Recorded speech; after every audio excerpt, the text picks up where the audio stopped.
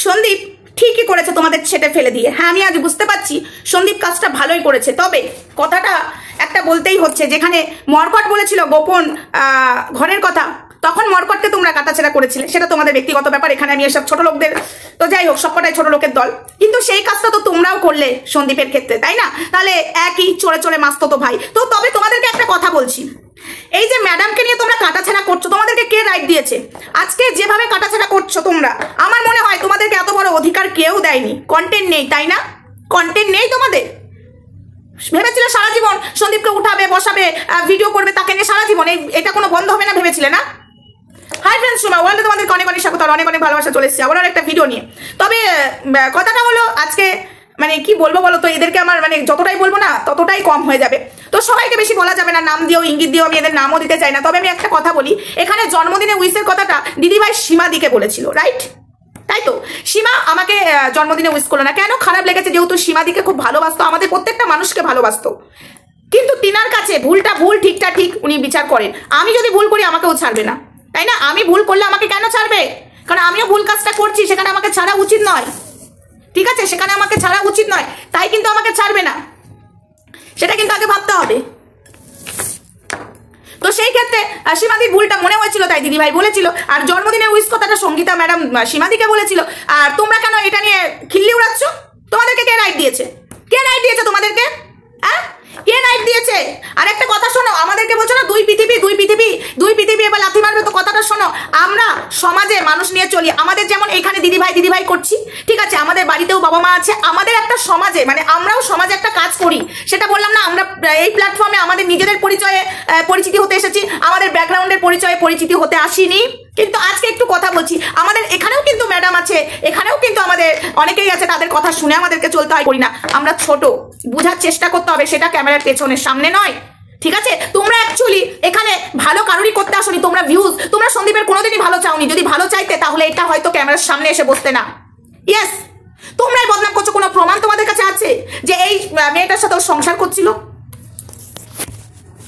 ফোনটা কি ডিস্টার্ব হচ্ছে? কোনো প্রমাণ আছে তোমাদের কাছে? নেই। তোমাদের কাছে যদি কোনো প্রমাণ থাকতো, দাঁড়াও, ফোনটা একটু ডিস্টার্ব হচ্ছে, কোনো প্রমাণ থাকতো, তাহলে মনে হয় তোমরা প্রমাণ দিয়ে কথা বলতে, এরকম কন্ট্রোভার্সি করতে বসতে না। তোমাদের ভিউজের নেশায় তোমরা ভুলে গেছো কোনটা সঠিক কোনটা বেসঠিক, তাই না? এত নিচে নেমে পড়েছো কেন?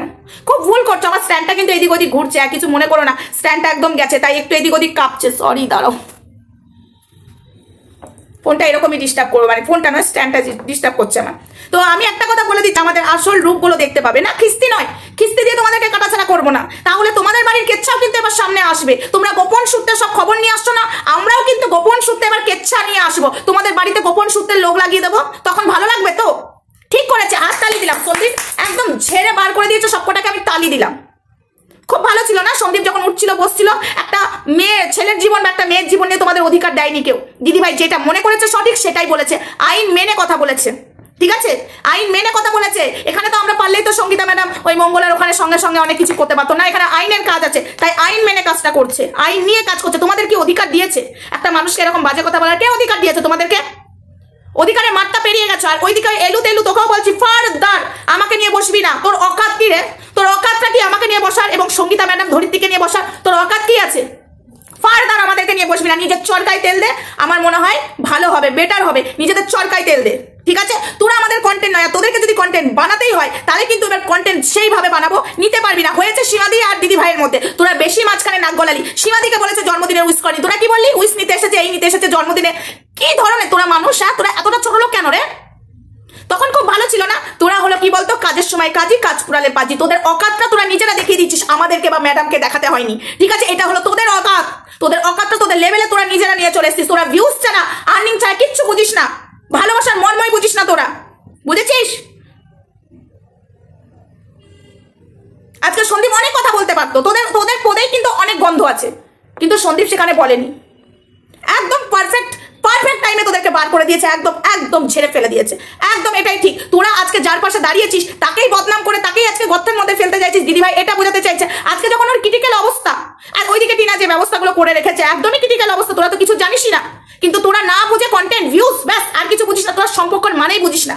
তো যাই হোক, আমি একটা কথা এখানে বলে যাচ্ছি, দিদিভাইকে যদি কিছু বলা হয় বিনা কারণে, আমরা কিন্তু ছেড়ে রাখবো না, একদম ছিঁড়ে দেবো, একদম ফেলে দেবো, পরিষ্কার কথা বলে দিলাম আমার তরফ থেকে, ঠিক আছে?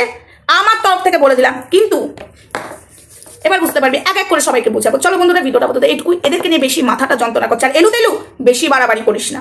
আর একটা জিনিস জানিস তো, কালোকে কালো বলতে হয়, তাকে বেশ্যা বলতে হয়, পরিষ্কারকে পরিষ্কার বলতে হয়, সতীকে সতী বলতে হয়, জানিস তো? তো তোর এত গায়ে লাগছে কেন? অন্যের ছেলে তো মৃত্যু কামনা করেছিলিস, করিসনি? আজকে ধোয়া তুলসী পাতা গিরি করতে এসেছো, ধোয়া তুলসী পাতা। হ্যাঁ, এতই ভালো, এত ভালো, পরিপূর্ণ হসনি কেন রে? এই জায়গাটায় আঘাত দিতে নেই আমি নিজেও জানি, এই জায়গায় আঘাত দিয়ে কথা বলতে নেই আমি নিজেও জানি, কিন্তু তুই লোকের পেছনে লাগতে এসেছিস, তোর পেছনে আমি লাগিনি, বা সঙ্গীতা ম্যাডামও লাগেনি, বা ধরিত্রীও লাগেনি, তুই এসেছিস। সীমাদির কাছে জোড়া পায়ে লাথিটা খেলি তো একদম তোর মুখে জোড়া পায়ে লাথিটা মেরে দিতে। যা কন্টেন্ট বানা, এবার খা। চলো বন্ধুরা, এখানে ভিডিওটা রাখছি।